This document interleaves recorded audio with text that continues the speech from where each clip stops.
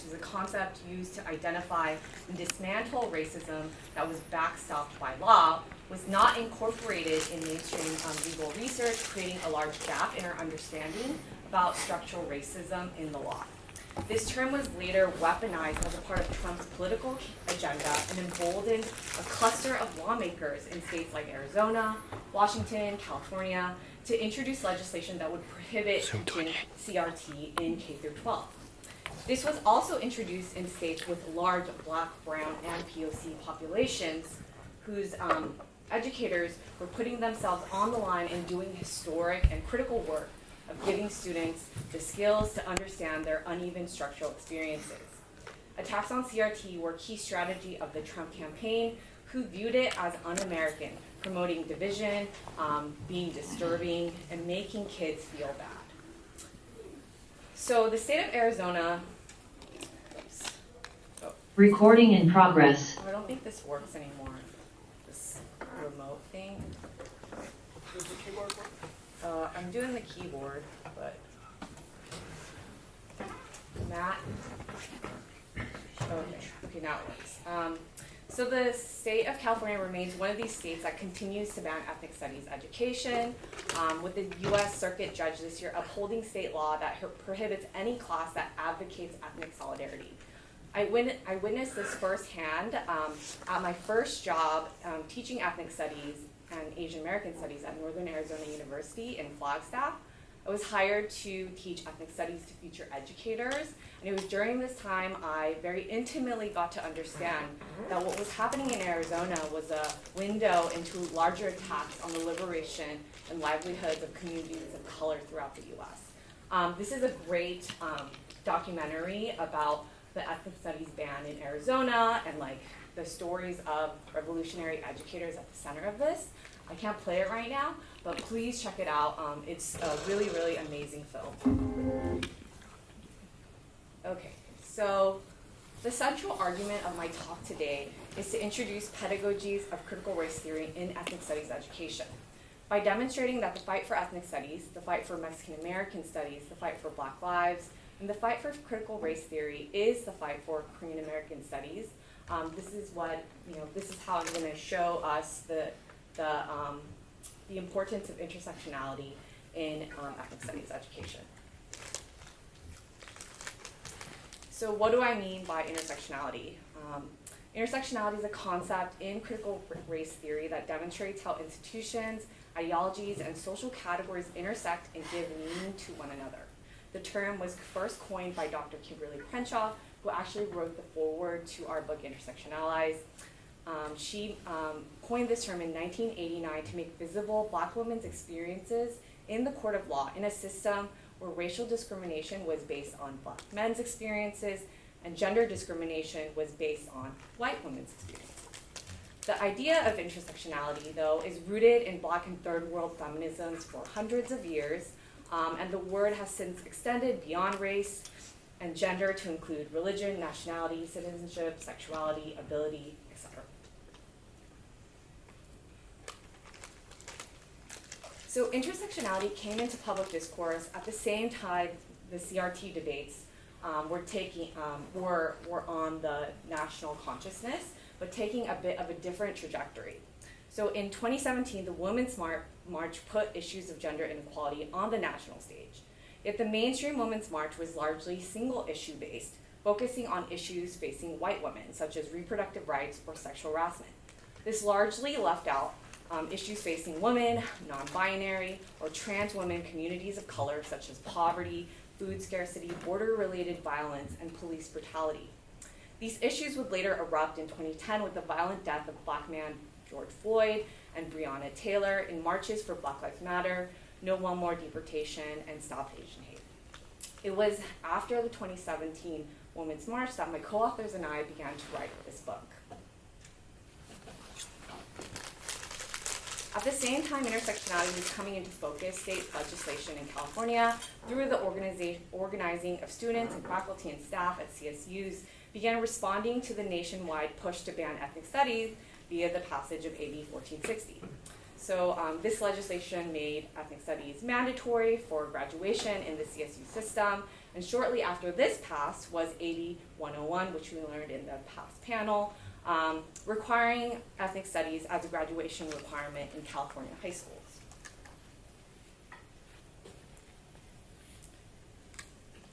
So today's talk is motivated by the following questions. How can we reimagine ethnic studies curriculum in a post-George Floyd moment? How can we design a curriculum that does not reproduce dominant narratives of assimilation to whiteness and racial exceptionalism that hurts people of color and supports racism? How can we design a curriculum critical of systems of whiteness while instructive of fostering liberation, not just inclusion? And how do we use these questions to inform a critical Korean American studies curriculum? That's me right there.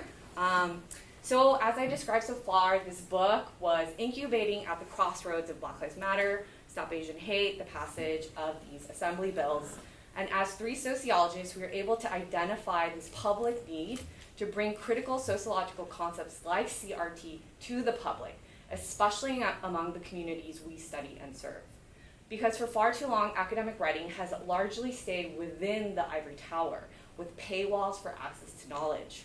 We follow the writings of Black feminist scholars like Bell Hooks, who identified children's literature as one of the most crucial sites for feminist education, for critical consciousness, and chose to write children's books as a common denominator to reader accessibility. As a collective, we worked with a feminist publisher and a feminist illustrator to breathe our ideas into life. This book, it really engages in complicating linear and normative models of child development, which centers white middle-class culture and believes complex conversations and discussions of identity, politics, should come after socialization. This is in direct contrast to what sociologists of childhood have observed, especially among kids of color, who are actively aware of and question and navigate the intersectional uneven structures they live in, such as food scarcity, migration, or bullying. In contrast, ethnic studies scholars have long supported teaching and learning processes that reflect non-hierarchical, reciprocal, reflexive processes. And Delgado Bernal has advocated for teaching pedagogies of the home, where kids bring their own experiences into the classroom. So in creating this book, we drew from these scholars to create what we call Children's Standpoint, which describes this model of teaching and reading that centers the experiences and knowledge of children themselves. This is one of the reasons why our book uses first-person perspective, honoring each child's narration of their experiences. So that was a lot of theory so far, so my apologies. Now we're going to go to the fun part and introduce the book. I'm going to start with some excerpts and page notes from Intersection Allies, then move on to our second book, Love Without Bounds, which is mostly focused on families. So yeah, let's get into it. Witness the lives of a bold group of friends. If one is in need, another defends. Age is one trait that each of them share, but kids' lives are unique, as you'll soon be aware. Each child has a story and their own point of view, filled with passion and power, just like you. Skirts and frills are cute, I suppose, but my superhero cape is more Kate than those bows. Some may be confused that a kid like me can wear what I want and be proud and carefree. My friends defend my choice and place. A bathroom, like all rooms, should be a safe space. My name is Gloria y tengo 7 años. After school, it's to La Fruteria I go. Trabajo caro y junto a mi madre. Vendamos piña dulce y mangos con chile. My language and savvy allow us to thrive. I got hopes and dreams and skills and drive. Working together makes us both more secure. I'm a daughter, a partner, and an entrepreneur. This is the last page. My name is Hee-jung. I was born in Seoul. I moved here when I was 5 years old. I'm part of what's called the 1.5 generation. My parents and I span 2 different nations. Like Gloria, I'm a help to my mother by translating for her one word to another. When the landlord tells mom, you can pay me next Friday, I repeat in Korean, 엄마 렌트 다음 주 금요일에 내도 된대. We navigate life in our new home together because kids have the skills to make every day better.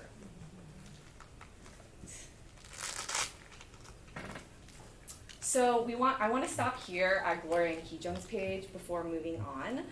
So each of the characters are actually based on research on kids of color, such as Amir Estrada and Haeyoung Kwan's work, who research how kids of color do work to support their parents through language brokering, as well as sharing their generational resources. We read about this in our page notes, actually, and of course credit the authors. Such vignettes move beyond two-dimensional cultural representations of Korean American kids or Salvadorian American kids, right, by demonstrating how different kinds of kids with different backgrounds grow up needing to support their parents. This form of identifying intersectionally was evident during Arcadistics and middle school readings where kids saw themselves in the stories of others and was able to find words and examples of the experiences they were having. So for instance, in an all-girls middle school, we were having kids talk about how they identified with Kate, being uncomfortable wearing skirts as school uniforms. And so we were able to brainstorm together about how to change the gender uniform policy. And I would love to, maybe at the end when we have Q&A, ask what characters you relate to and why.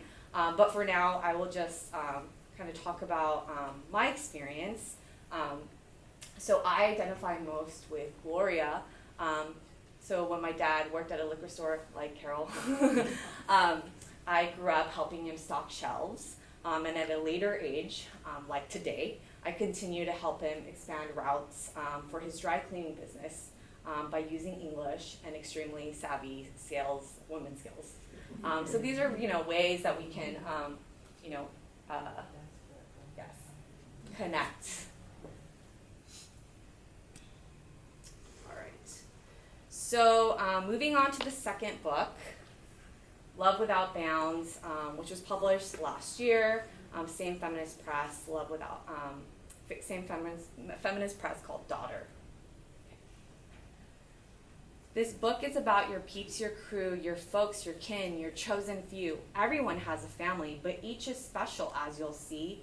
Yours and hers, his and theirs, some big old groups, some tiny pairs. No matter the size or the situation, it's love that serves as the foundation.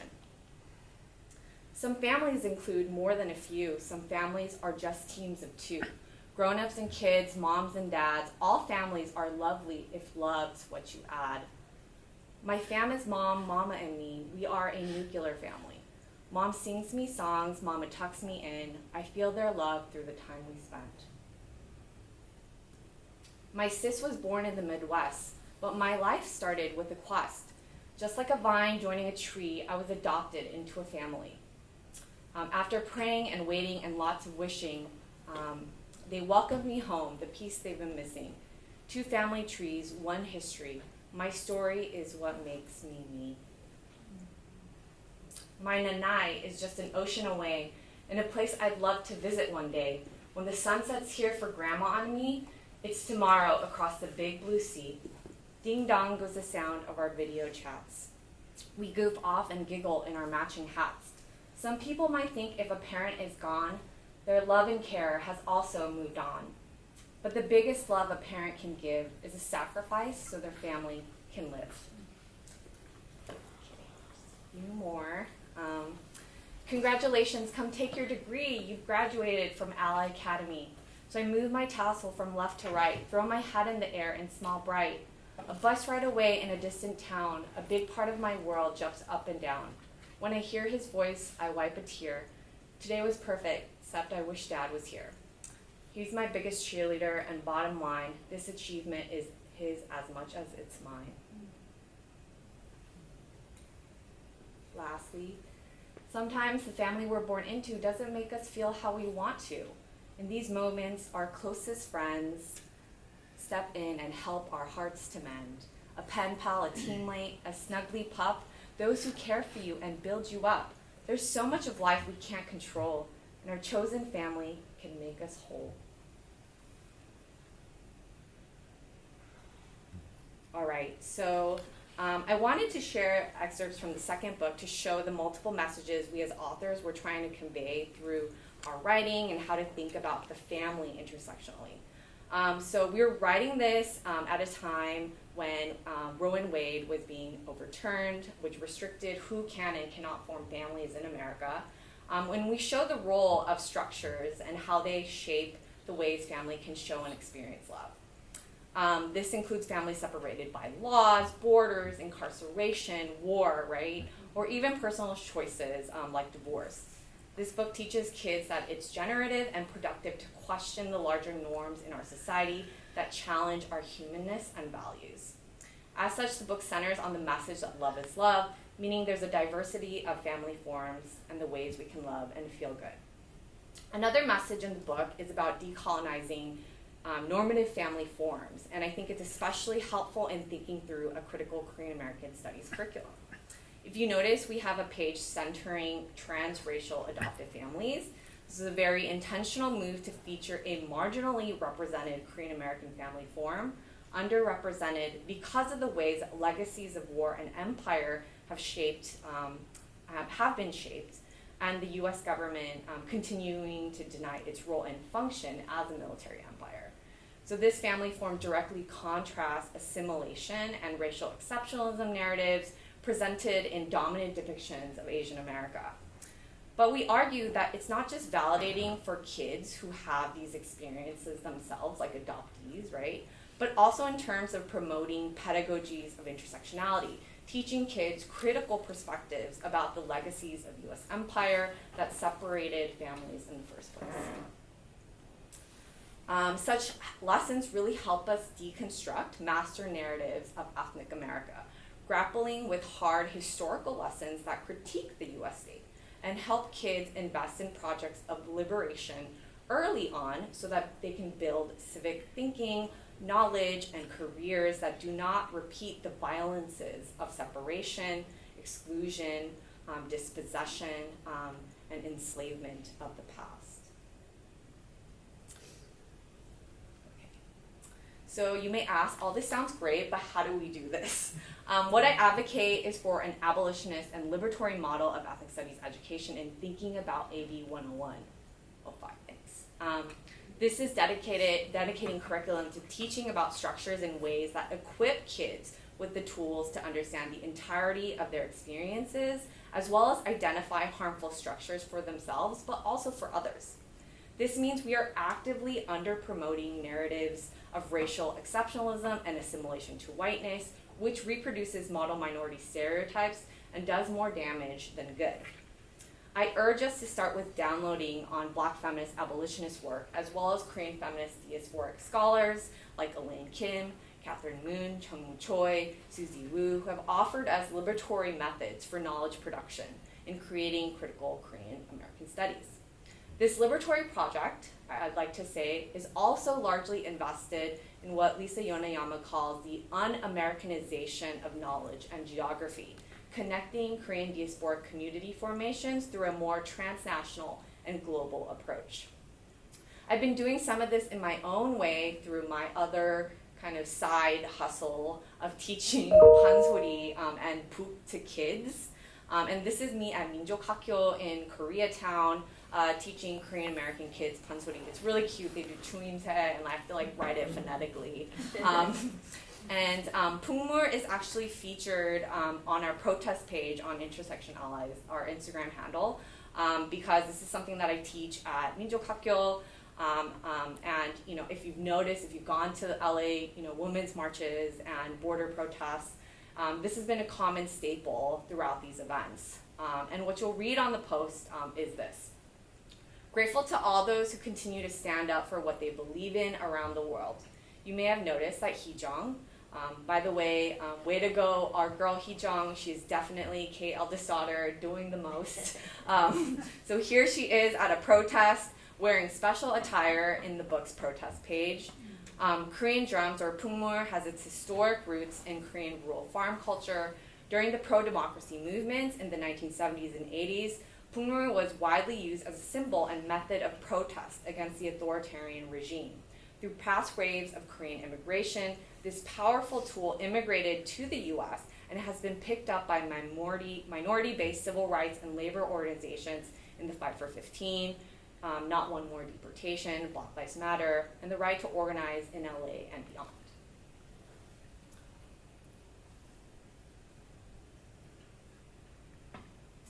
Another exercise for the classroom is what we call the intersectional identity chart, where we recognize our privileges, our vulnerabilities, and learn how we are impacted by spaces. So this is an example of my own chart, and I was comfortable kind of sharing this personal information. And this is something that educators can use in the classroom themselves if they are comfortable using their own charts to create a space for vulnerability. So after students fill out these charts, you can ask them to color them in with green and red color pencils, where they feel privileged versus where they feel more vulnerable, and maybe purple for both. And this will help them kind of answer the following questions. What is one aspect of your intersectional identity that people don't get to see, right? What is one aspect of your identity that gives you strength? What is one aspect of your identity that might need support from allies and families, right? So like, for instance, someone who talks about their US citizenship can help advocate for others who have families or they themselves do not have status, right? So this really helps kids identify their own privileges and marginalizations and think through how they can support others, as well as ask for support from teachers or communities, or even their government, right? So this is like something that we use, and it's been pretty generative. And here are some examples in the classroom, and I apologize for the blurriness, but this is actually an intersectionality chart, I think for early grade schoolers, where they draw themselves in the middle, and they write about the things that make them them. And so some highlights here, very cute. I play Roblox, I'm Ukrainian, I never give up, exclamation mark, right?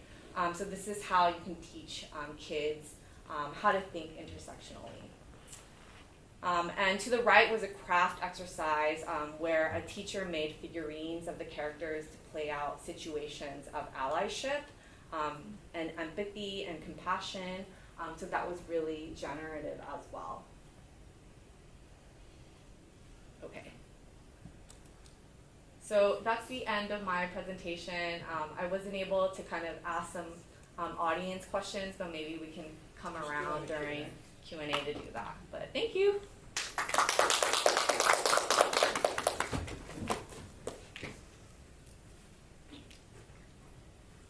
I'm Professor John. I'm the next presenter. If we could pull up mine. Okay, so Carolyn's the sociologist, and I'm the legal historian, right? So good afternoon, everyone. Thank you for being here. I know that I've been an academic my whole life, and I know that no matter how good a conference is, usually by the late afternoon, people are pretty tired.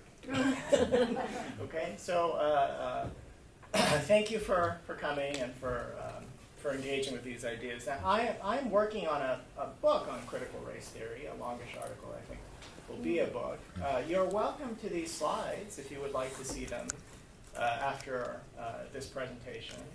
Right, and Carol and I were hoping to keep the presentations relatively short to ask for your insights about how to teach these topics. And right, so first of all, today I'm just going to go through the broader project of what critical race theory, and many of my slides are, this doesn't work.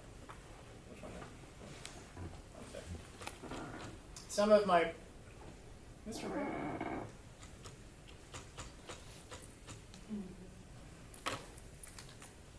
Is he back there? Yeah, just a second. Oh, he left. Oh. Can somebody hunt him down? Which one is it? This. Liquid. Maybe you pull this up again.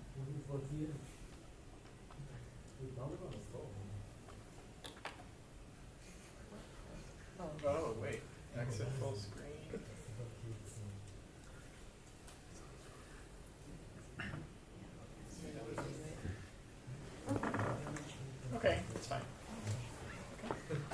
Yeah, some of the slides of like angry white people, they're kind of the same.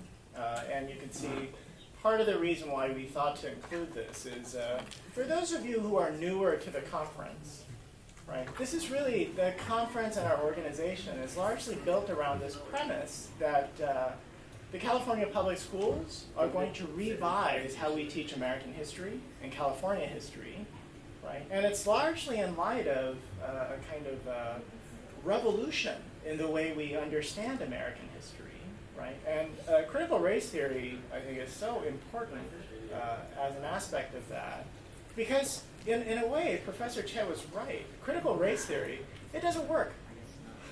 It doesn't work. Yeah, it doesn't work. No. Oh, maybe this works. Okay. Yeah, this works.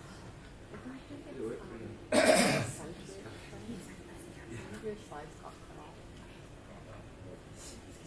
Well, Annie, you know, I should be able to do a PowerPoint presentation, or just a presentation without PowerPoint, right? But I just, again, I mean to keep this short. If you would like to see the entire thing, I'm very easy to find. So if you just type John Park UCSB, my whole professional life will flash before you. If you send me an email, I'll send you the whole thing by PDF. And I think that themes in it are intrinsically interesting and are worth discussing. And especially for the students in the back, like if you're in high school and you haven't started college yet, and you're taking American history in high school, you should know that insights from critical theory and critical race theory have fundamentally changed the way we teach American history, right? And largely, critical race theory is born of a broader intellectual project in Europe that began with critical theory, right? And many of the early critical theory scholars were not just critics of communist systems, but of fascist systems and of liberal democracies. And in their criticism, the idea was that when a communist tells you something, you shouldn't always believe them. Right? So like if Stalin says that he's the head of a communist government that represents and defends the Russian people, he's probably not telling the truth. So the critical theory part of it is a kind of underlying skepticism with the official stories that states say about themselves. You see what I mean? When a fascist says that he represents German nationalism, he's probably lying.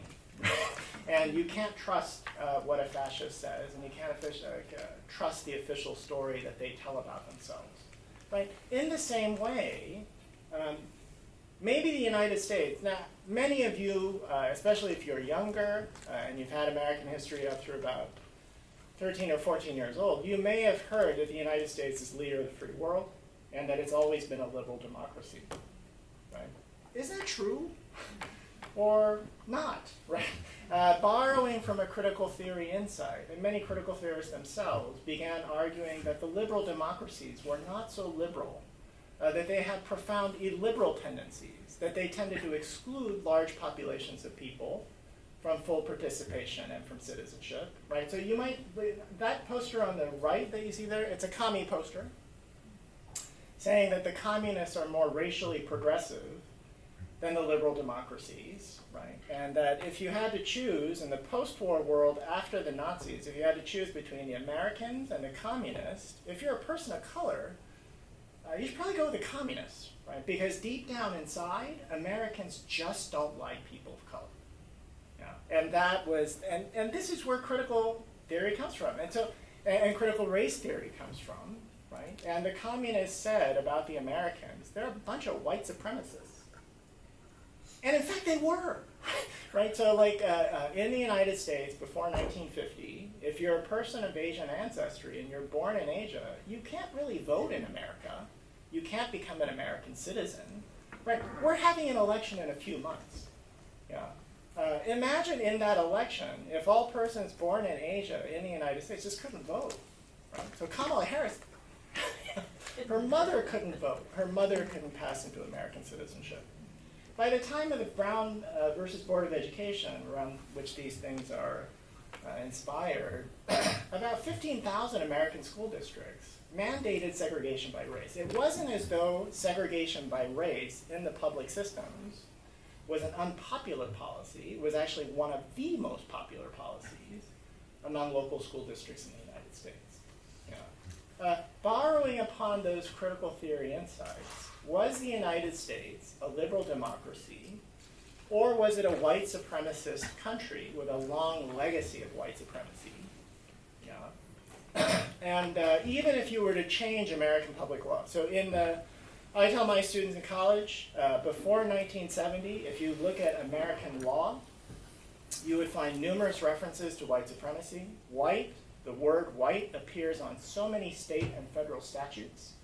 It's a basic part of American law, just as people of color, right, are basic language in American statutes. Yeah. In 1970, all of those references really do disappear. And yet the legacies of white supremacy remain very persistent. Right?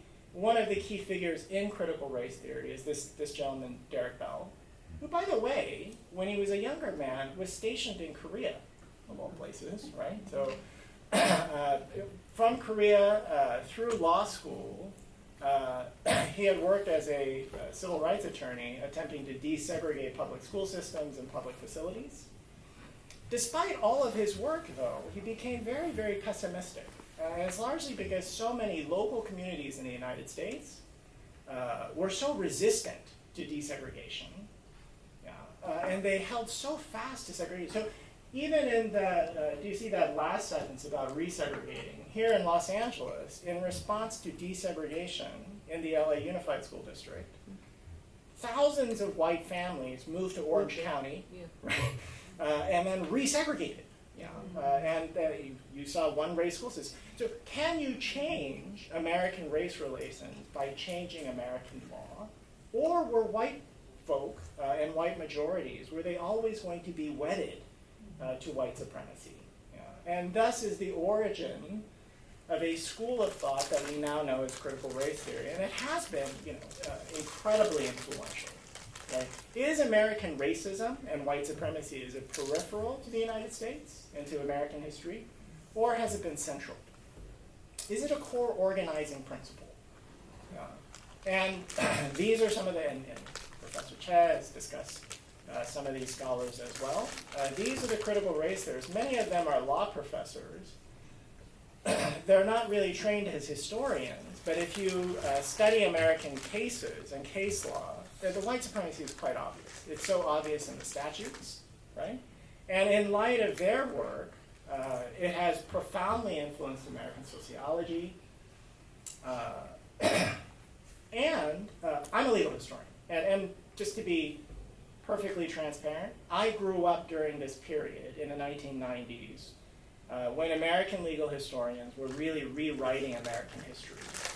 Right, looking much more closely at the kind of arguments that these critical race theorists, was it true that racial discrimination, that white supremacy was just a core theme in American legal history?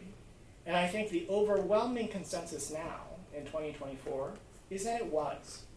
Okay, so like if you go to college now, no tenured professor at a UC campus is going to tell you that slavery was just a blip in American history and it didn't matter. Which is amazing. When I went to school, and I'm not even that, I went to school I graduated high school in 1988. Right, through high school, I never learned anything about Asian exclusion. I never learned that Native Americans in California outnumbered white folk between 1850 and 1870, right? And yet, despite that, white majorities that form in California were composed largely of people who themselves just got to California from European countries, right? They get to be white citizens. They get to vote. They get to control the history or the dominant law and policy of California. And they're the ones who insist that Asians can't be American citizens, or that Native Americans who've lived upon these lands for centuries do not have American citizenship and should not be treated as American citizens. And in the afternoon or during our lunch session, you heard from Mr. Kim, Yes. right? Who went to Hastings. So when he went to law school, it was Hastings. It's not called Hastings anymore because Mr. Hastings, when he was a public official in Northern California, he paid bounties for white folks to shoot and murder Native Americans. Oh. Right? That's what I said. On the one hand, critical race theory or insights in critical race theories used to be somewhat peripheral, but when you unleash a group of archival legal scholars to look more closely at American history, right, the inevitable conclusion is the United States has been profoundly white supremacist. Right? And it's not even just like a, and there's nothing peripheral about any of these things. Right? Professor Lou Williams is your colleague at Princeton, right? Professor Lou Williams did her PhD at Stanford. This is her book about Chinese exclusion. This might seem like loopy talk to some of you who grew up in California, but in the 1960s, California's Asian population was less than 1.5%. You know what I mean? Like you walk around UC Riverside or UC Irvine nowadays, you can't swing your arm without hitting an Asian kid. But that wasn't true in 1880 and certainly not through 1960. It's these kinds of insights. So like part of this project, part of our broader project in Korean American studies and in Korean American history is to bring this kind of history and update how we teach young people about themes in American history, right? And I think so. This is where I think we should have a more open-ended discussion, right? Because so many of our understandings of American history have radically changed the last 30 years. What do we teach these kids, right? Do we teach children in the United States and here in the state of California that the United States has this long history of white supremacy? Kind of upsetting. I mean, you could sort of, I would never condone it, but I sort of understand why some white parents across many, many states don't want to teach that, right? And don't think that certain lessons are age appropriate. Yeah. I wonder, and speaking, and partly Professor Chen's work about how to bring these topics to younger audiences is so timely, right? How do you teach it in a way that's not so frightening or scary? Yeah. And a lot of these things are, you can sort of see that in vignettes. So, I'm a dad. Right. I'm an I'll just tell you a story. So, around when my kid was about 7, 8 years old, it was Black History Month, and she had a little thing about Harriet Tubman. And she came home and she said, "Dad, today we learned about Harriet Tubman, who was this great American hero. She's an African-American woman, right? She was one of the founders and the leaders of the Underground Railroad. And she helped black people who were enslaved run away to freedom." And again, this is not the greatest parenting moment of my life, right? So I told my daughter, Harriet Tubman was kind of a criminal. And many people in the South thought of her as a criminal. And in 1850, the federal government passed a law saying that you can't do that kind of thing. And all good citizens in the United States had to stop people like Harriet Tubman. Federal marshal had to arrest people like Harriet Tubman. Right? And that she was completely violating federal law and the American Constitution. And I told that to my 8-year-old. And my 8-year-old was like, "What are you talking about? That's not, she's not a criminal. She's like an American hero. Of course, Dad, you're wrong." Right? And of course, I would not recommend doing this with your own children, but I think, I think this is a good time for you to kind of like think about what slavery was, right? And slavery was not, it's not a thing, right? And we were living next door to Rick and Jacqueline. They're two lovely white people. I mean, they're my neighbors, right? And I told my daughter, if we were slaves back in the 19th century, it would be like Rick and Jacqueline owned our family. And if Rick wanted to, he could sell your mother, or he could sell me, and we would never see each other again, right? Or he could sell you or one of your sisters, and we'll never see each other again, right? And I think I traumatized this poor child. Because when her mother came home, Zoe really clutched her mom and never looked at Rick quite the same way. You know what I mean? Like, sort of looked at Rick and like, you jerk. You know, when do we teach these kids, and how best do we teach these kids about some of just how horrible American history has been, right? And a lot of the remainder of these slides are around books that I would recommend that outline just how horrible American history has been. And I also, it is horrible. But it's also not, you know, I mean, that's the other, I think, great thing about critical race theory is that forced American archival historians to look back at American history, and then also not just to discover the popularity of white supremacy, but that in every era there were always white people who were not white supremacists, right? Who challenged prevailing understandings, who thought that slavery was wrong, right? It wasn't just Harriet Tubman, it's Levi Coffin, who is as you can see, a very white guy who helped people run away from slavery, right? Is the point of learning American history a way of teaching all kids in the United States not to be horrible white supremacists and racist people, right? And in that way, it offers a kind of urgency for why we ought to teach these topics, right? So it's not all bad, but it's certainly tricky. And I would tell you that critical theory, insights in critical theory and critical race theory, have been profound not just in the United States, but because so many South Korean scholars come to the United States and come to California to study American history, it's forced them also to rethink basic themes in Korean history.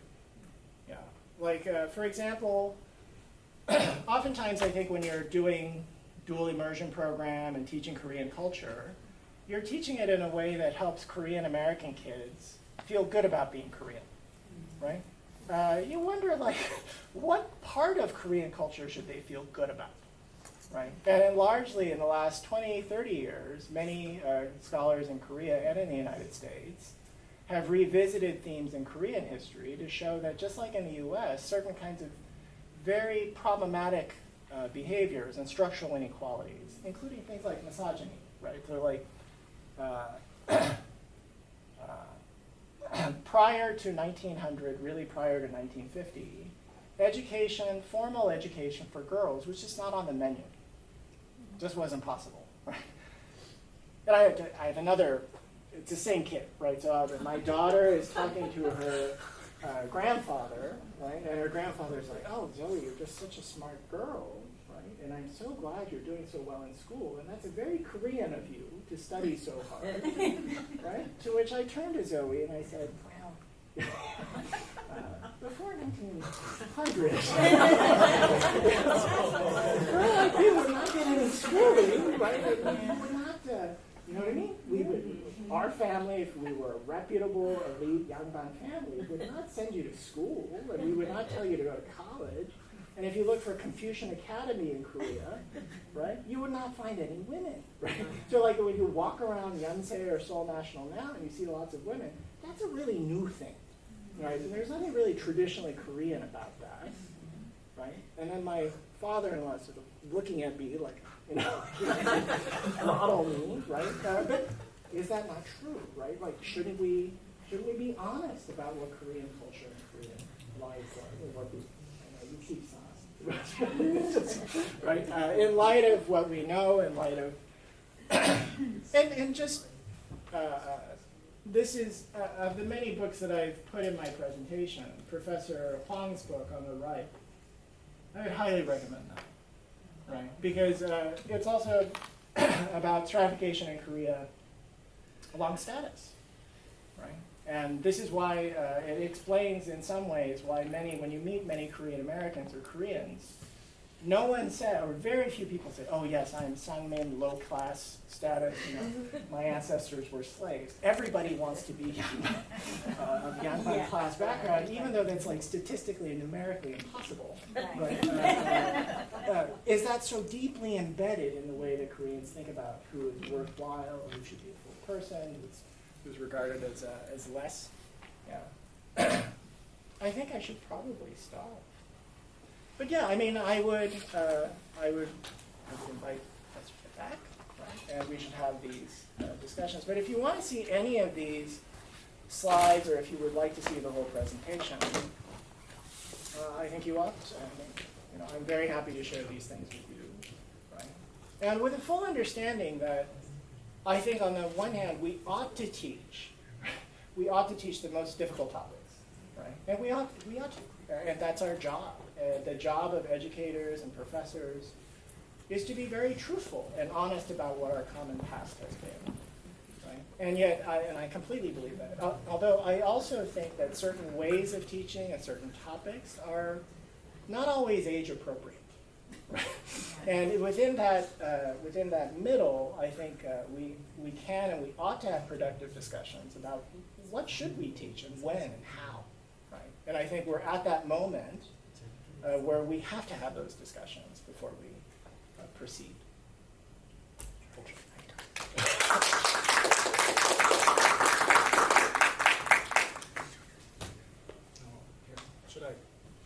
What do we do about the projector? I think, I'll just leave it. But any questions, anyone? Just a comment. I really appreciate going from, early childhood all the way to what we should be pushing. Like, you're pushing us to push the parameters and the boundaries, Mm-hmm. to kind of, to be critical, but to put it out there. And I think as educators, we don't do that enough. Like, being Well, yeah. I think these are hard, right? it's hard, but I think if we're learning from our, African American, scholars, there's that not only advocacy, but really the accomplice and, allyship. And we, I think, are at a time where we have each other to do the work. So maybe even in this, group, if we can just push the boundaries a little bit, I think we can make progress. Yeah. Yes. Do you have any more anecdotes on how you traumatize your daughter? Those particularly interesting. No, I think I've shared too much already. But I have 3 daughters, Oh. and I've traumatized them roughly equally.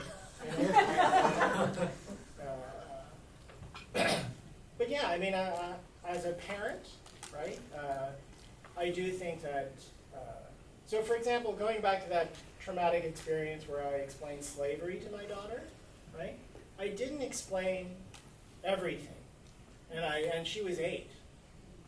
And she didn't know what sex was. She didn't have any. Right? She's 8 years old. Yeah. Right. But a core part of slavery, and one of the most disturbing aspects of slavery, was just the sexual violence embedded in slavery. You know what I mean? The fact that when a man physically assaults a woman, it's routinely regarded as rape or sexual assault.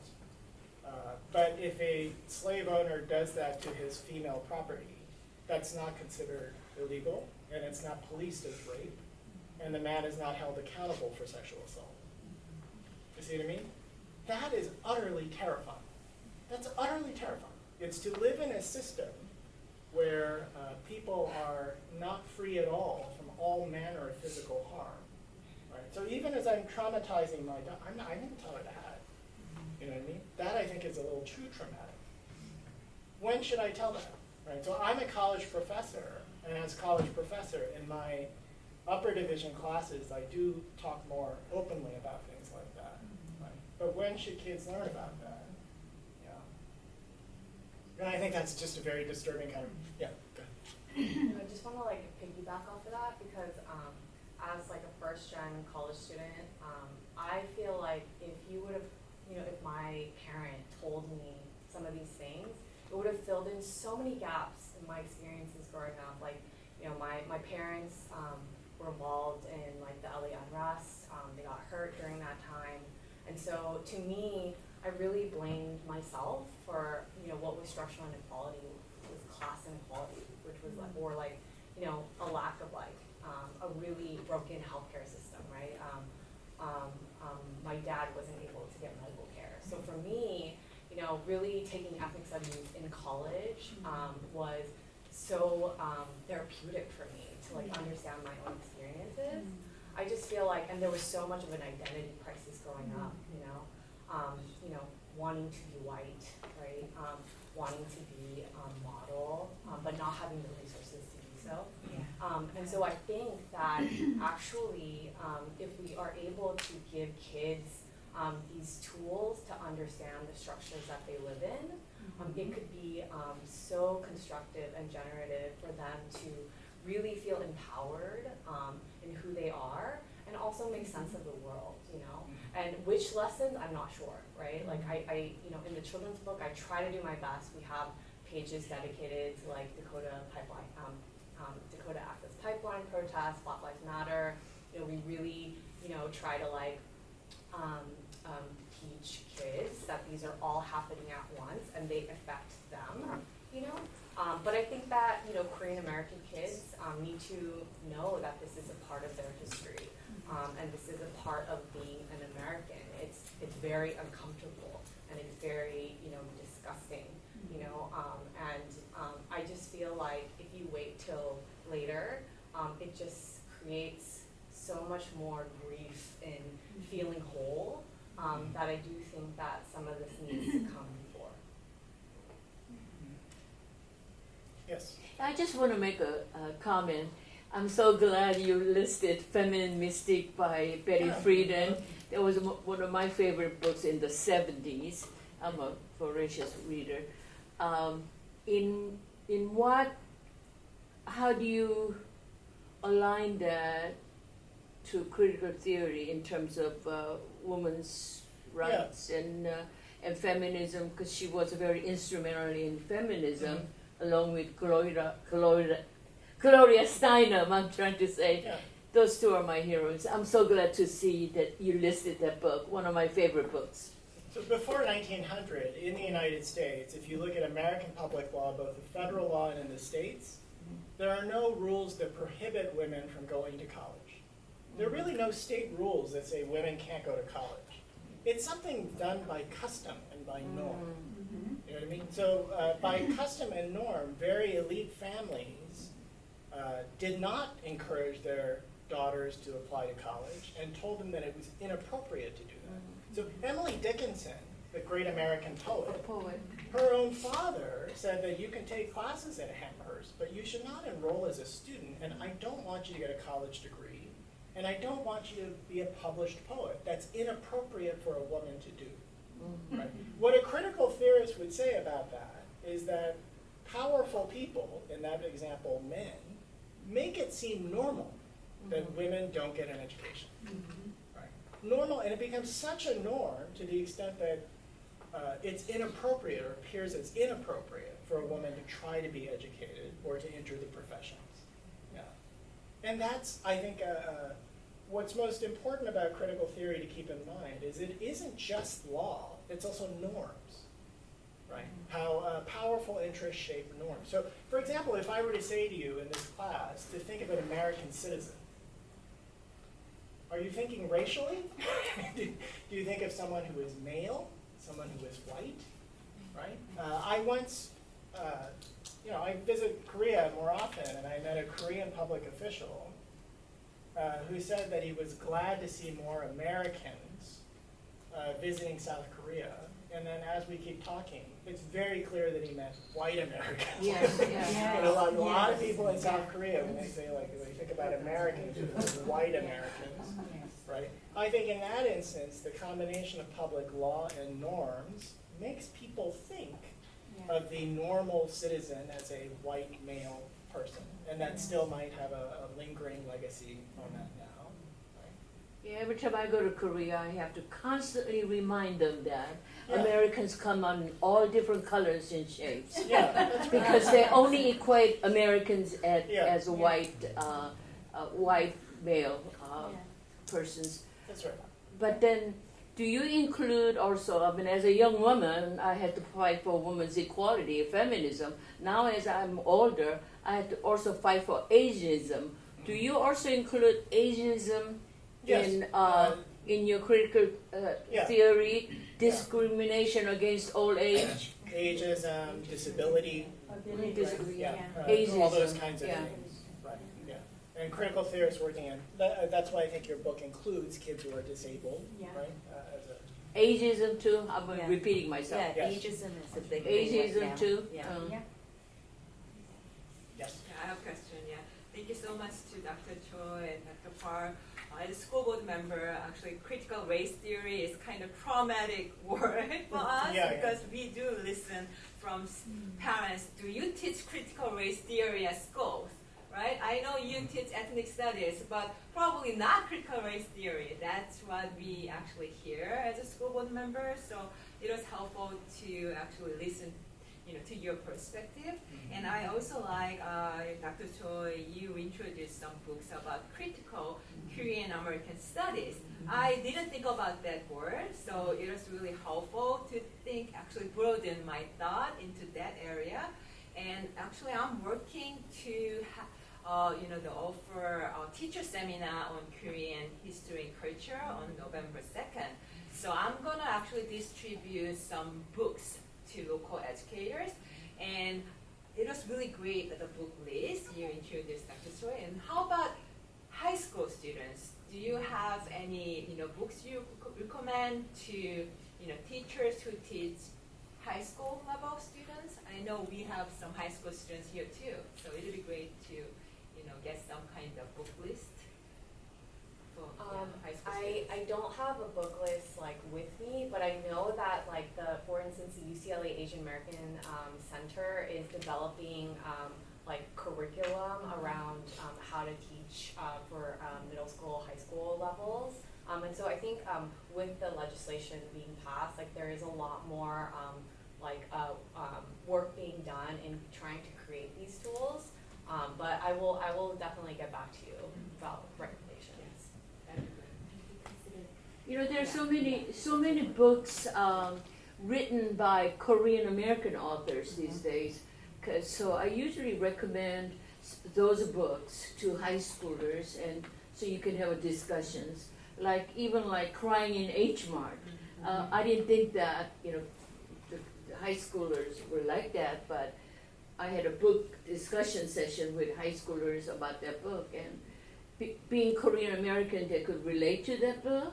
So I was delighted to find out that they really did the book with discussion.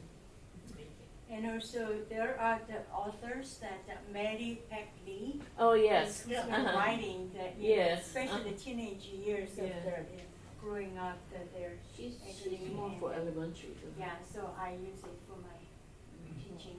And then Seung-Yeol Che, it's kind of old, but she also described her personal experience getting through, from South Korea to get here in East Coast to, raise her children as well.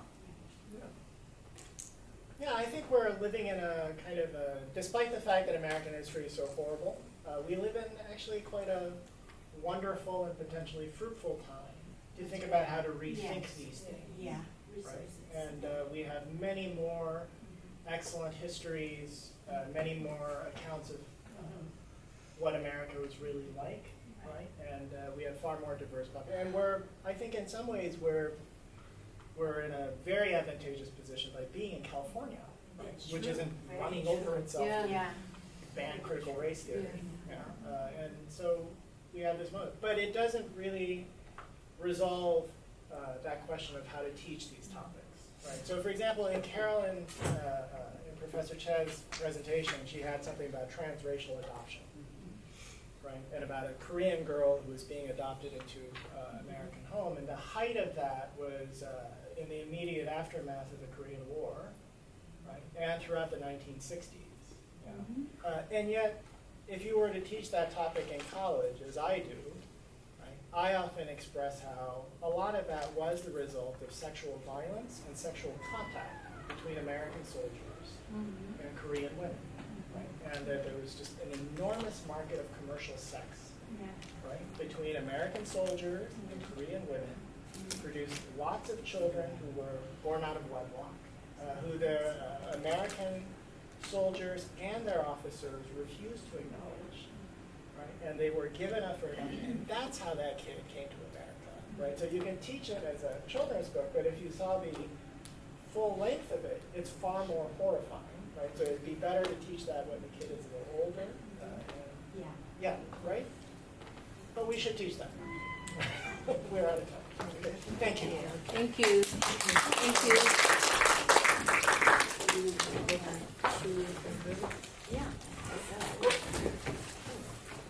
And I'm serious. If anyone wants this presentation, just let me know. I ordered it to show. Thank you. I love to put it on my reading list. Recording My stopped. favorite class is culture, like with community. So it's like, not a school district, I know you were actually